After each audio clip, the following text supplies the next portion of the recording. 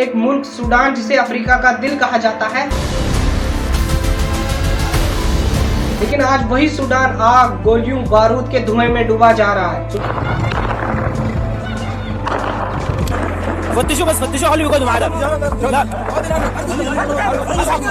Sudan का downfall कैसे हुआ, कौन है इसका जिम्मेदार? सबसे बड़ी बात, बेगुनाह क्यों चुका रहे हैं इस जंग की सबसे बड़ी कीमत?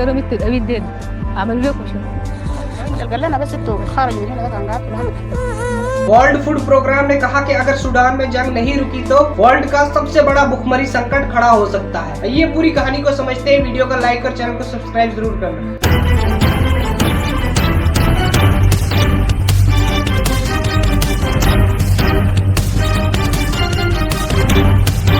देखिए, सूडान को अगर हम नक्शे में देखें तो सूडान का देश अफ्रीका के ऊपर वाले हिस्से में इजिप्ट के बिल्कुल नीचे मौजूद है। इसके वेस्ट में है कई सारे अफ्रीकन देश जैसे लीबिया, चड और सेंट्रल अफ्रीकन रिपब्लिक जैसे, और ईस्ट में है रेड सी, वही रेड सी जिसके दूसरी तरफ सऊदी अरब और बाकी मिडिल ईस्ट कंट्री मौजूद है। मिडिल ईस्ट की तरह ही लगभग 95% पॉपुलेशन सूडान में मुस्लिम्स की है, स्पेशली कहा जाए तो सुन्नी मुस्लिम्स। लेकिन जो डिफरेंस यहाँ मौजूद है वो है लोगों की ऑथेंटिसिटी। देश की पॉपुलेशन लगभग 5 करोड़ के आसपास है, इसमें 70% अरब मुस्लिम्स है, बाकी 30% उसमें अफ्रीकन ट्राइब्स हैं जैसे कि फर ट्राइब, जघावा ट्राइब, भरता ट्राइब, नूबा ट्राइब। लेकिन ये सारी ट्राइब्स भी ओवरवेलमिंग सुन्नी मुस्लिम्स ही हैं। क्रिश्चियनिटी और बाकी ट्रेडिशनल के सिर्फ 1-2% ही है। सूडान के पूरे देश में रिसोर्सेज की कमी तो है नहीं। ये अफ्रीका का तीसरा सबसे बड़ा गोल्ड प्रोड्यूसर है। यहाँ लगभग हर साल 60,000 किलो से ज्यादा गोल्ड प्रोड्यूस किया जाता है। कंपैरिजन के लिए बताऊं तो पूरी इंडिया में साल भर का गोल्ड का प्रोडक्शन होता है 2000 किलो से भी कम का है। लेकिन इतना सारा सोना होने के बावजूद भी सूडान दुनिया के सबसे गरीब देशों में क्यों आता है? क्योंकि इसका 90% गोल्ड गैर कानूनी तरीके से बाहर स्मगल किया जाता है और इसकी वजह से सरकार की कमाई नहीं हो पाती है। उल्टा होता क्या है, गोल्ड स्मगलिंग की वजह से आर्म फोर्सेस को हथियार खरीदने के पैसे मिल पाते हैं।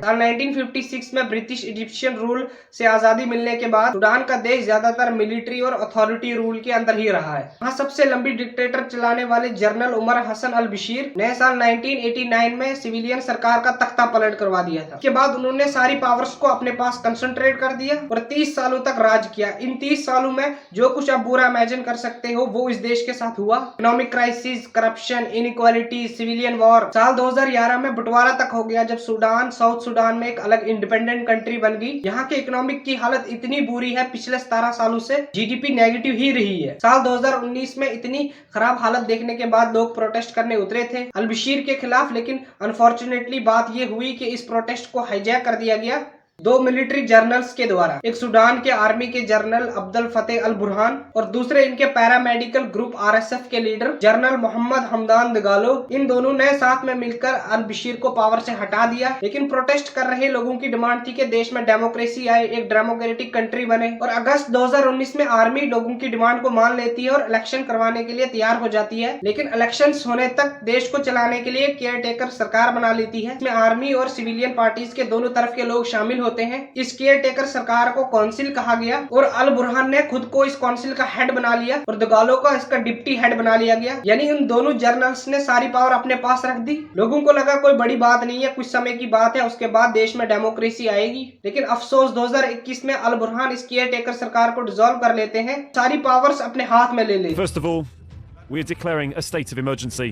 Second, we are dissolving the Sovereign Council and removing the state's दगालो governors. उनके डिप्टी बने रहते हैं और ये दोनों सूडान के सबसे पावरफुल लोग बन जाते हैं। लेकिन हालत बद से बदतर तब हो जाती है जब इनके खुद के बीच में एक पावर स्ट्रगल शुरू हो जाती है। मजाक नहीं कर रहा, सच में ये दोनों आपस में खुद से ही झगड़ने लगते हैं। इस लड़ाई के पीछे मेन कारण था कि सूडान की आर्मी चाहती थी कि आरएसएफ को आर्म फोर्सेज में मिला दिया जाए, आरएसएफ भी सूडान की आर्मी का एक हिस्सा बन जाए। लेकिन आरएसएफ इसके खिलाफ था कि ऐसा करना, इसका मतलब पावर खत्म हो जाती। इसके अलावा दगालो और अल बुरहान कोई भी अपनी पावर दौलत को खोना नहीं चाहता था। दोस्तों, यहाँ पर गोल्ड यानी सोना एक बहुत बड़ा रोल प्ले करता था। दोनों आर्मी और आरएसएफ अपनी कई सारी गोल्ड माइंस को कंट्रोल करते थे और गोल्ड माइंस पर अपना कब्जा जमाना चाहते थे। जब इन दोनों के बीच में झगड़ा शुरू हुआ तो आरएसएफ ने पूरे देश में अपने जवान तैनात कर दिए और आर्मी ने इसे खतरे के तौर पर देखा और अप्रैल 2023 में सिविलियन वॉर शुरू हो जाती है। इस सिविलियन वॉर में अभी तक 1.5 लाख से ज्यादा लोगों की मौत हो चुकी है, 1 करोड़ से ज्यादा लोग बेघर हो चुके हैं। देश में हॉस्पिटल और स्कूल्स की बुरी तरीके से तबाही हो चुकी है।